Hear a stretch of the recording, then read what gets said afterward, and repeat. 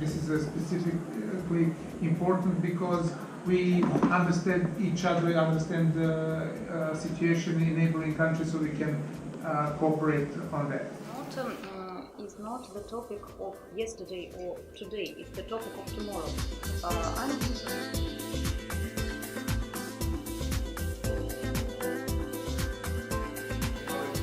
Here and from Russia we have a new attendee, Ekaterina Halima. So I don't know whether we should spend time.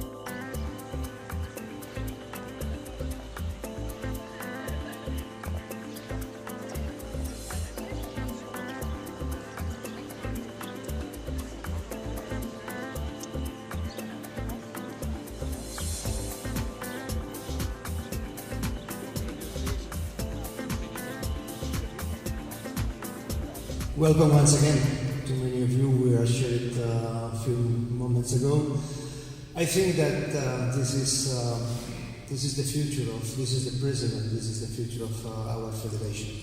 So we are the United Nations of Project Management for more than 56 years ago.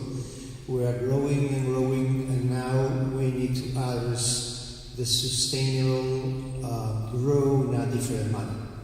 We need to work more closer by regions. Our societies are facing many challenges. The humanity never faced this huge challenge. It's about ours as humanity, and I'm convinced that my colleagues from the Executive Board as well. Thank you all for coming. I would like to welcome you here in this beautiful venue, City Hall of Belgrade. The reason we have chosen this venue is because obviously it used to be a court and it's so nice and pleasant to be here, but also we may freely say that the City of Belgrade is the biggest project management office in Serbia, investing alone more than 10 billion euros at the moment in various projects. So I think that it really makes sense that we open this conference in this venue.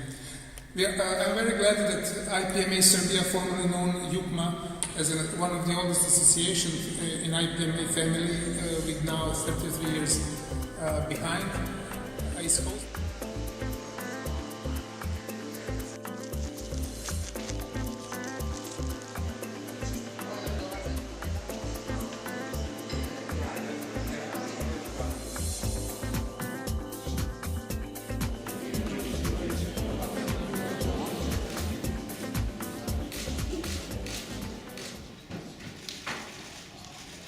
Professor Bradovic, the organizers, distinguished guests, distinguished diplomats, it's my pleasure that today Belgrade is hosting a conference which gathers participants from over 20 countries, and its topic being one of the most important trends of both private and public sector, projectification of the society. Research shows that the most developed economies generate over 30% of GDP through different projects. At the same time, demand for knowledge and skills in project management keep growing. When it comes to this, I would like to stress the importance of the Faculty of Organizational Science of the University of Belgrade, and especially Professor Vladimir Obradovic, who are leaders when it comes to project management in this part of Europe. Serbia is known as a country with a long and world-renowned tradition of engineering, education and knowledge. Our country has given the world its great inventors such as Nikola Tesla, Mihailo Pupin, Milutin Milankovic. These are examples that show that our nation, although not large, has the strength and ideas that can change the course of civilization.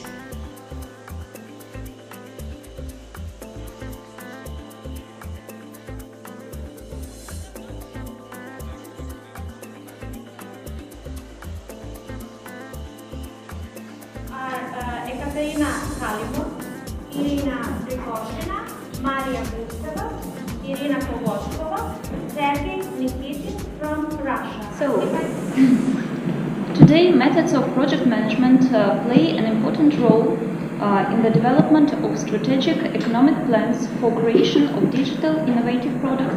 not only by corporations,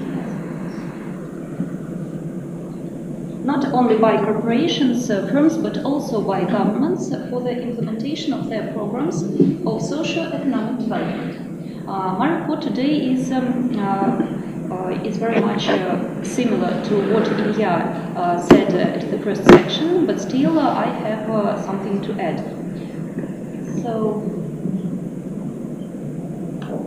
project management started to develop in Russia and abroad almost simultaneously, and it was the period of development of national projects of industrialization of the whole country, unprecedented in scale and presented on the slide. They developed at that period methodology of network planning and management is still the core of modern methods of project management. It was actively used first of all in space and aviation, as well as in the construction of industrial complexes, factories, ports, buildings, hydroelectric power plants, transport networks. In the early 1990s, Russia entered the project management world and became a full member of the PM community. In 1996,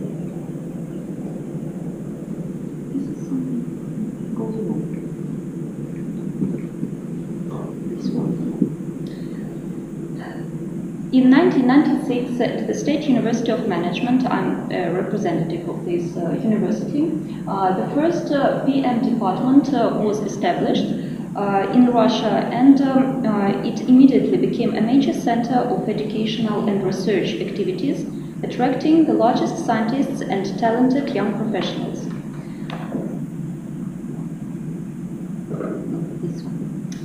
Internet, computer technology, globalization, and international relations between companies have had a positive impact on the development of joint international projects, which were extremely complex and risky, and they are now. I think you know the projects that are presented here.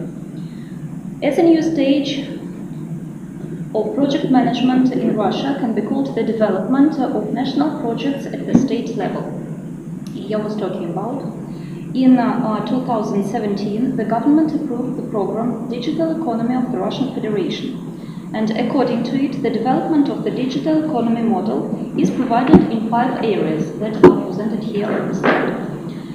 A year earlier, in 2016, the Council under President of the Russian Federation for Strategic Development and Priority National Projects was created, and its main purpose is to make a breakthrough in the economy, infrastructure, technology, science and social sphere in order to ensure the well-being and new quality of life of Russian citizens, to strengthen the competitiveness of the country, to achieve leadership in those areas that will determine the future of Russia. The implementation of national projects requires close cooperation of the state, large companies, small and medium-scale enterprises and people, a new management approach, a huge amount of money, and a serious responsibility of all participants. It is expected to implement 3 portfolios presented on the slide. Within 6 years, about 28 trillion rubles will be allocated to national projects from all sources. And it's a very large figure. Only a clear and competent planning should allow to consolidate the resources of the state, regions and business. All the necessary technology, software and equipment will be created in Russia, providing a high level of localization. Back in 2005, the President initiated 4 priority national projects. Their results had a significant positive impact on the development of industries and gave impetus to economic development in the regions. But for the long term, that was not enough. In 2018, the government introduced passports of national projects in 12 areas. Ilya said in 13, that's I think a new information, established by the decree of the President presented on the slide. The press began to call that decree super decree, as the President outlined there the ideology of a breakthrough, ensuring scientific, technological and socio-economic development of Russia, increasing the population of the country, improving living standards, creating opportunity for self-realization and disclosure of talent of each person. Russia will also have to enter the top 5 largest economies of the world while maintaining macroeconomic stability. It is expected to involve the greatest possible number of people to strengthen their commitment to work together to achieve the desired goals, so that the ideology of a breakthrough should be clear to people. Analyzing the problems that may arise during the implementation of breakthrough national projects, the difficulties associated with the geographical location of the regions and the difficulties of managing a large territory come to the first place. They gave rise to problems of economic or spatial, in different literature, it's economic or spatial disparities, and digital disparities which occur in different countries around the world, not only in Russia. If some regions are deprived of economic benefits and new digital opportunities, their spatial and digital disparities may widen, and an increasing proportion of the population will be left behind in educational, cultural, and socio-economic development. A number of researchers conducting a study on the problem of economic disparities in various countries in Europe and Central Asia concluded that this indicator reaches the highest value in the Slovak Republic, Tajikistan and Russia, and the lowest in Denmark. There are also huge differences in living standards in the Russian regions. Thus, the standard of living of households in the Sakhalin region with the highest GRP per capita is similar to Singapore, and the standard of living of households in Ingushetia with the lowest GRP per capita is closer to Honduras. Income disparities between regions persist in many countries in Europe and Central Asia. In the analysis of the level of digitalization conducted in 2018 by the International McKinsey & Company, the International Digital Economy and Society Index, IDESI, was derived. It is calculated on the basis of 24 indicators to assess the level of use of digital technologies in the daily activities of consumers, companies, and government agencies, as well as the provision of IT infrastructure and the development of digital innovation. The company's report showed that Russia achieved some success in this area, being among the leaders of the active followers group, by investing in the expansion of IT infrastructure and the introduction of digital technologies in government, but far behind the leading countries, especially in terms of digitalization of companies. In order to bring the economy to the level of digitalization and high technologies, the government needs to ensure the inflow of planned targeted investments. It has already fixed the problems of underfunding of national projects and the slow pace of budget development, which can become a big threat in the work on projects. Analyzing the experience of various countries on unrealized or frozen projects, which are presented on the slide, some of them presented on the slide, it can be stated that the main reason for their non-realization was the lack of funding.